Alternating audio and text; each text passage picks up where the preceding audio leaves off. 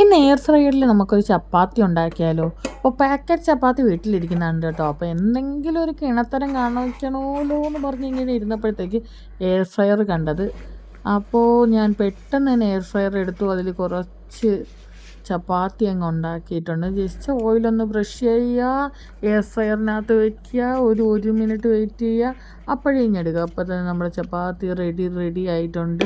Packet ചപ്പാത്തിയാണ് കേട്ടോ ഞാൻ ഉണ്ടാക്കി നോക്കിയത്. നമ്മുടെ നോർമൽ ചപ്പാത്തിയും ചിലപ്പോൾ ഇതേപോലെ കുക്ക് ചെയ്ത് നമുക്ക് എടുക്കാൻ പറ്റും എയർ ഫ്രയറിൽ.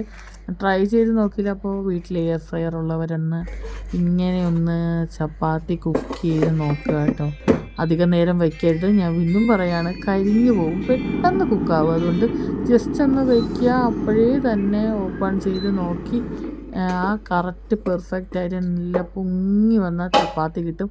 ഞാൻ എന്താ ഉണ്ടോ ഇതൊരെണ്ണം ഒത്തിരി സമയം കൂടിപ്പോയി, അതാണ് ആ സൈഡൊന്ന് ബ്ലാക്ക് ആയത്.